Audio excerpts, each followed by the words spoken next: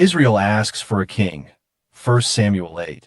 In the ancient land of Israel's past, where tales of prophets and kings were cast, a pivotal moment in history was seen, the tale of Israel's longing. 1 Samuel 18. The people of Israel, a chosen race, with judges as leaders in God's embrace, but discontent swelled within their hearts as they sought a change to play their parts. Before the prophet Samuel, they stood, yearning for a king like nations would, for their voices rose in a resounding plea. Give us a king to reign over we. Samuel, wise and filled with divine grace, consulted with God in this sacred space. He knew the implications, the weighty toll, of a human king to govern their soul. Yet God responded to Samuel's concern. Listen to their voice, their plea discern, for it is not you they have rejected here, but it is I, their God, they do not revere. With heavy heart, Samuel relayed God's will to the people of Israel, their longing to fulfill. He warned them of the king's impending reign, of burdens, servitude, and rights they'd abstain. But the people persisted, their desire strong, impatient for change. They yearned to belong. They wanted a king, a visible guide, to lead their nation, to stand by their side. So Samuel conveyed their plea to God above, who granted their wish with unwavering love. And Samuel anointed Saul, tall and strong, to be the first king to whom they belong. Saul, a humble man, with a heart sincere, he began his reign, of vision clear. He led the people, fought battles with might, uniting the tribes, bringing hope and light.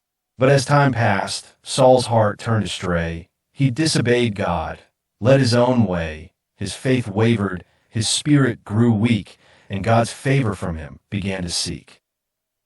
Samuel, the prophet, was sent once again to anoint a new king, God's chosen. Amen. In Bethlehem, he found a shepherd lad, David, the anointed in God's plan clad.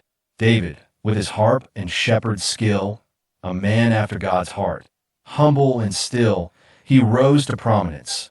A giant he slew. God's favor upon him, his purpose grew. Saul, consumed by envy and rage, chased David relentlessly. With fury and wage, through valleys and mountains, David did roam, his life in danger, far from his home. But he remained steadfast in God's guiding light, trusting in his presence throughout the fight. Saul's reign grew tumultuous, filled with strife, as David's star rose, shining brightly in life. Though anointed as king, he bided his time, knowing God's plan in a destiny sublime.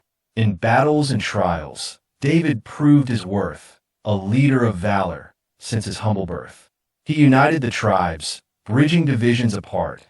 With wisdom and courage, he won every heart. Saul's reign met its end in a tragic way. As he fell in battle, his light passed away. And David, God's chosen, ascended the throne, a king loved and revered all across his own. Under David's rule, Israel flourished anew, prosperity and peace through and through. His psalms echoed through the land, a divine song, his reign a testament to where they belong. The story of 1 Samuel 8 teaches lessons of faith, both early and late, of the perils of earthly desires and pride, and the importance of seeking God as our guide. It reminds us to trust in his perfect plan, to walk in obedience as best we can. For God sees the heart, the intentions within, and rewards those who seek him, letting his love in. So let us remember this tale of old, of Israel's longing and stories untold. May we find inspiration in our own quest to seek God's guidance and always do our best.